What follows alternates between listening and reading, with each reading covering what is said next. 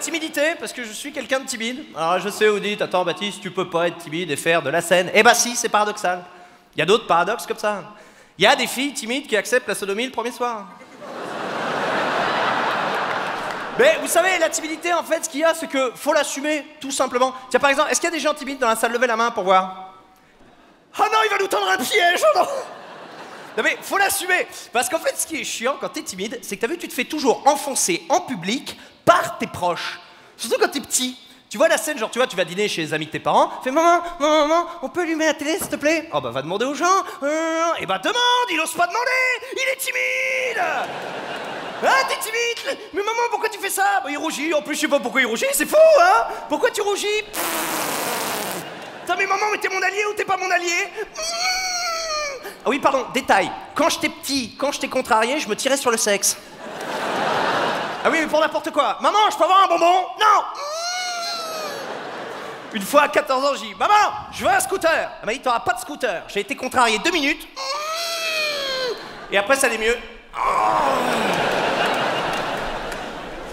C'est important que tout le monde ait l'image. Arrêtez d'enfoncer les gens timides en public, d'accord? Parce que c'est une maladie. Et on fait pas ça avec d'autres maladies, je suis désolé. Eh ben, demande une côte de bœuf. Oh, elle ose pas demander une côte de bœuf, elle est anorexique. Si j'avais des muscles, je te pèterais la gueule. Si avec la timidité, à 5 ans, j'ai commencé à bégayer. Timide et bègue, voilà, c'est bon, j'avais la totale. J'ai eu des problèmes de communication terribles avec ma mère. Qu'est-ce qu'il y a, Baptiste? Baptiste, je comprends rien, je suis en train de te donner le bain, là. Trop chaud!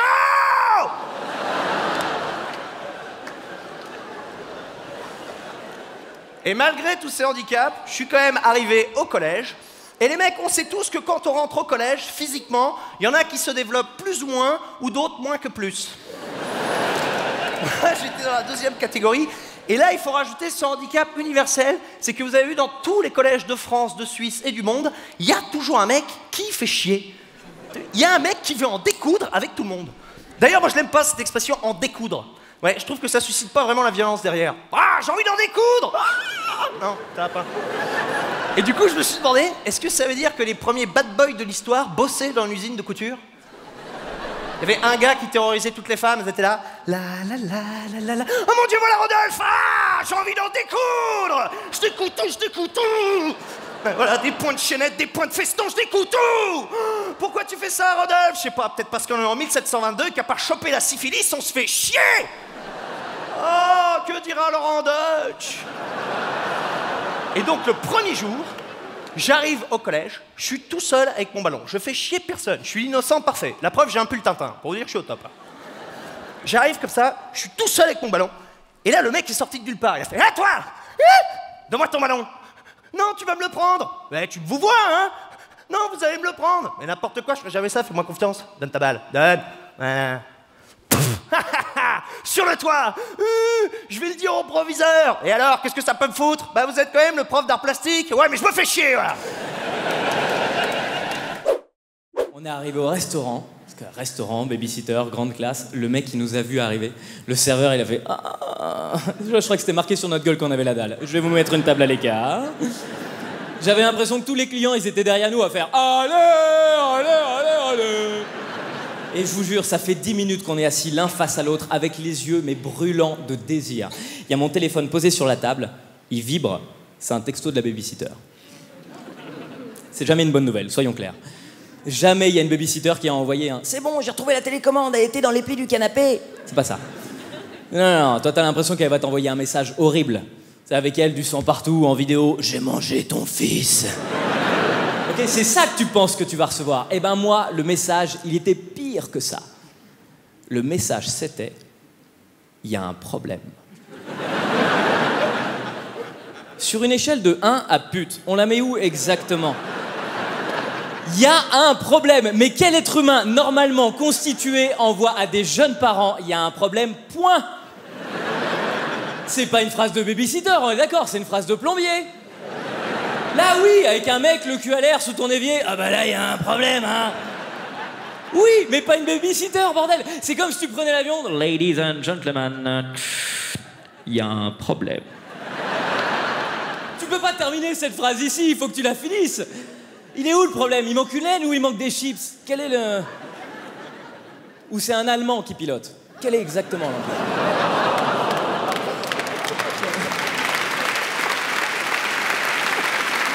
Oh mon Dieu! Le cadeau que vous venez de me faire, vous avez été tellement long sur un Allemand.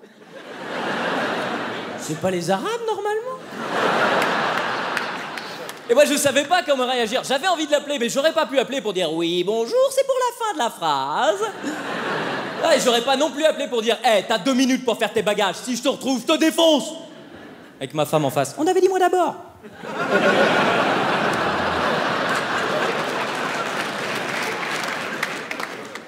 Et finalement, ce jour-là, j'ai eu une vraie réaction de mec. Une vraie réaction de bonhomme. Je sais pas comment vous dire ça. À la base, j'ai bien conscience que je suis pas un mâle alpha. Ça va, ça fait 10 minutes qu'on se parle, on l'a tous vu. Ouais, il y a l'applaudissement de... Moi non plus. On le voit, je suis pas un dominant. Je suis pas le genre de mec, je rentre en soirée, tout le monde fait « Eh je sentirais pas la testostérone ?» Ah, je suis pas ce mec-là. Moi, je serais né il y a 3 millions d'années, tu fais « Ah, on lui laisse 5 jours. » C'est un hasard si mes gènes sont arrivés jusque-là. Mais j'ai fait mon deuil de ça. Et ce jour-là, j'ai eu une vraie réaction virile. C'est la réaction du bonhomme, quoi. J'ai pris le portable, j'ai fait « Ah putain, il y a un problème. Ah, va falloir que tu gères. » Je vais chanter une chanson, alors. Ah bah oui, ça c'est une bonne idée. Au clair de la lune, mon ami Non, Pierrot... non, tu peux pas chanter ça. Non, ça c'est une chanson de cul. Tu ne chantes pas ça. C'est une chanson de cul. Mais non, maman me l'a chanté le soir. Oui, mais ta mère c'est une obsédée sexuelle. C'est une chanson de cul. Non. Tu peux pas chanter Au clair de la lune, tout le monde le sait. Bah, non. Ah, écoute, vas-y, chante-la, donne les paroles. Au clair de la lune... Qu'est-ce que c'est, la lune? Mon ami Pierrot, Hein? prête-moi ta C'est quoi, la plume? Pour écrire un mot où? Ma chandelle est morte, je n'ai plus de feu. Ouvre-moi ta porte, pour l'amour de Dieu.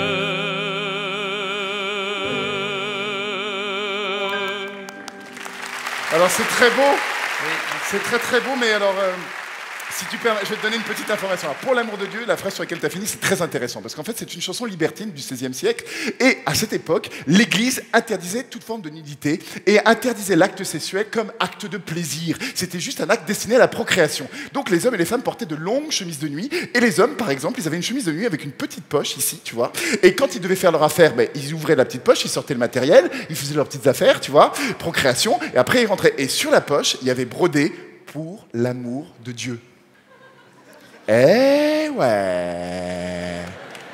Et c'est vrai. Est-ce que tu veux savoir autre chose? Ça marche pas avec toutes les chansons pour enfants, quand même. Si, toutes les comptines enfantines sont des chansons libertines. Mais pas la mère Michel. La mère Michel, qui a perdu son chat, Ah oui. son petit minou. Elle a perdu son chat, elle cherche son... À ton avis, ça vient d'où? Merci, Jackie et Michel. Je vois qu'il y en a qui connaissent. Mais il court le furet. Ah oui, alors ça c'est très intéressant, ça c'est une contrepétrie. Attends, laisse-moi 2 secondes. Oui, il fourre le curé. Il est passé par ici. Et il repassera par là. Oui. Oui. Non, mais et Annie aime les sucettes. Ah non, alors Annie et les sucettes, non. Ça c'est une chanson sur la confiserie. Oh, bon, ça va. Les fondamentaux existent, le Père Noël existe, la petite souris existe, les licornes existent, tout ça, ça existe. Tu vas pas bien, toi. Le Père Noël, mec, la petite souris, les licornes, mais dans ta tête, c'est de la naïveté. Mais t'as quel âge? T'as 7 ans, mais le mec est fou. Le Père Noël, mec, c'est des intermittents du spectacle qui ont plus de pognon, qui, pour faire un pauvre cachet, vont travailler dans de grandes surfaces pourries, avec des costumes miteux qui puent la mort, avec des barbes pleines de verre. La petite souris, c'est un rat. La licorne, qu'est-ce que c'est? C'est une espèce de vieux poney pourri qui pue avec un gun sur la tête. C'est ça. T'es malade. Tu vas pas bien.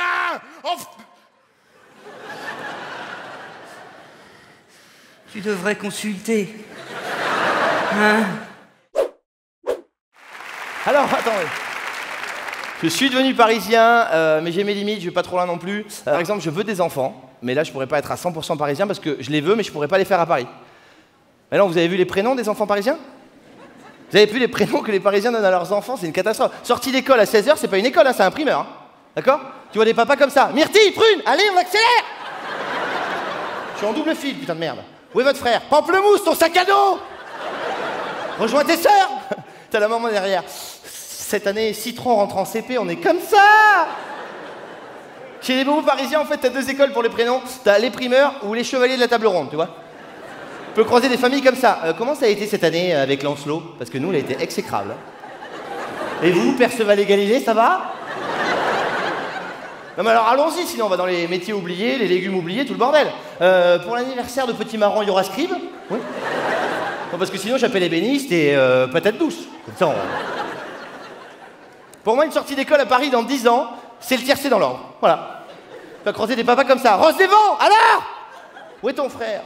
Madame, vous auriez pas vu mon fils, casaque bleu, toque orange? Tornado! Très content d'être là. Grosse nouvelle, bientôt je vais avoir une nouvelle bouche à nourrir. Oui.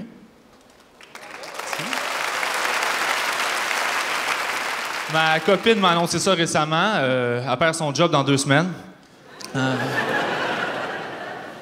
On est très fiers, on est très fiers. Non, j'ai pas d'enfants. Ça a l'air difficile. Qui ici, par applaudissement, des enfants? Qui ici?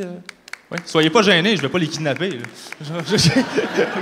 J'ai beaucoup de respect pour vous, les parents. Je sais pas comment vous faites. Ça a l'air tellement compliqué d'avoir un enfant. Ça a l'air difficile à élever. Moi, des fois, je sais pas comment vous faites. Beaucoup de respect. J'étais dans un tabac il y a pas longtemps. J'attendais pour payer. Il y avait une mère avec son enfant qui était là, le petit garçon. Et le petit garçon, il faisait une crise pour avoir des bonbons.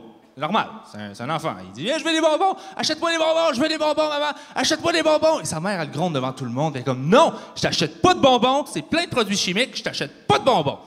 Elle se retourne vers l'employé, elle fait, excusez-moi, je vais vous prendre un paquet de Marlboro rouge. Je sais, c'est quoi ça? Elle veut pas lui acheter des bonbons parce que c'est plein de produits chimiques, mais elle lui achète des cigarettes. Mais ça a l'air que j'ai pas le droit de juger. Ça, c'est quelque chose que j'ai appris parce que j'ai pas d'enfant. Ça a l'air que c'est une loi, ça. Quand t'as pas d'enfant, faut que tu fermes ta gueule. Tu dis rien parce que tu peux pas comprendre. Tous les gens que je connais qui ont des enfants me disent toujours ça. T'es pas un parent, tu peux pas comprendre. Quand tu seras un parent, on se reparlera. Je suis pas un sèche-linge non plus, mais je sais que c'est pas bon de donner des coups de batte de baseball dessus. Hein? C'est quand même une opinion. Mais non, t'es pas un parent, tu peux pas comprendre. Quand tu seras un parent, on se reparlera. Et les parents, c'est le seul domaine où on tolère cette loi-là de t'en es pas un, tu peux pas critiquer. C'est les seuls. Tu verras jamais genre un journaliste en conférence de presse. Monsieur le Premier ministre, pourquoi il y a un déficit cette année?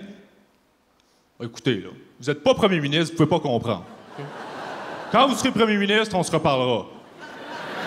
Hein? J'ai écrit quoi dans mon journal, moi? J'ai écrit que ça va bien, c'est facile ton job. Hey, t'es pas journaliste, tu peux pas comprendre. Quand tu seras journaliste, on se reparlera. Sécurité, sortez cet homme. Pourquoi tu me touches, toi? Hey, t'es pas agent de sécurité, tu peux pas comprendre! Et ça finit jamais. C'est juste que je trouve qu'on surprotège les enfants aujourd'hui. Je trouve qu'on les surprotège. Des fois, je vois des petits garçons qui font du vélo avec un casque, des protections partout. Ils tombent, ils se font pas mal. Et c'est pas bon. Non, parce que pour bâtir ton jugement dans la vie, il faut que tu fasses des erreurs. Si tu tombes jamais, t'apprends pas à te relever. Si tu te cognes pas, t'apprends pas à faire attention. T'sais.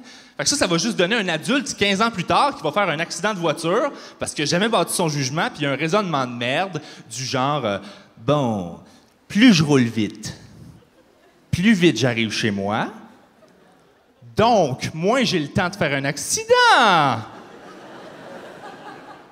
je suis un génie. Là, t'es comme, non, t'es pas un génie.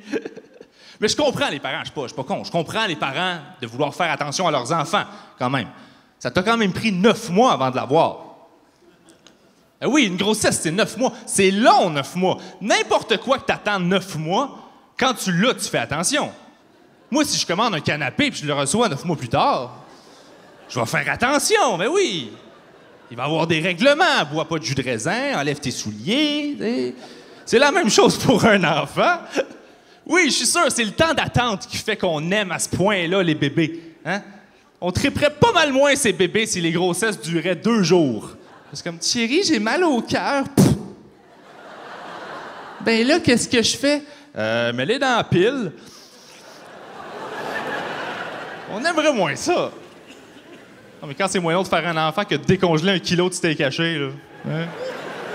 Ça enlève de la valeur à ton projet. Parce que ça, je trouve qu'on les survalorise, les enfants. C'est correct de les encourager, c'est important. Mais des fois, il y a des parents qui sont complètement dingues. Ils sont comme, regarde mon enfant, il marche! J'espère qu'il marche, ça fait 1 an que tu l'as.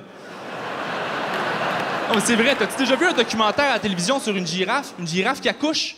5 minutes, le bébé girafe, il est debout, il suit sa mère. Je m'excuse, mais ton enfant est en retard sur une girafe.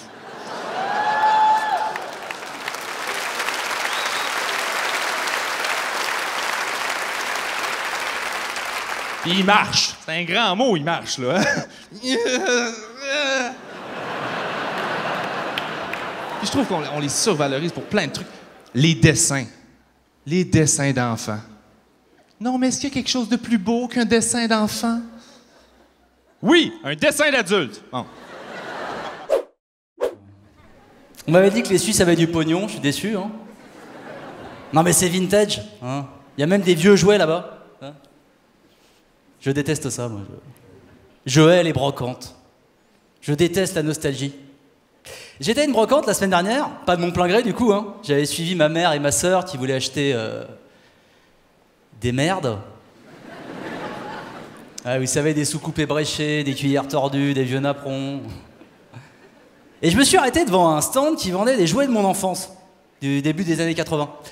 Ah, il y avait des robots, il y avait des Lego, il y avait des Playmobil. Alors le vendeur, un mec sympa, jovial, s'est approché de moi, il m'a fait « Hey, ça a l'air de vous rappeler des bons souvenirs, hein. Ça donne envie. » Et moi j'ai dit « Hey, je vais pas vous mentir, ça me donne envie de crever. » Ouais. Non mais il a pas insisté, hein. Il est parti arnaquer un quarantenaire en Stan Smith avec ses 3 gosses, Jules, Balthazar et Catadioptre. Non mais je veux dire, à 40 ans passés, si j'ai envie de m'acheter un jouet, je m'achète un God. Ok. Ça me fait marrer en fait tous ces adultes qui ont la nostalgie de leur enfance tout le temps là, tu sais. Moi je suis pas nostalgique de mon enfance, hein. Déjà j'étais asthmatique. Asthmatique, tout le monde voit ? C'est comme allergique au gluten, sauf que là, c'est vrai.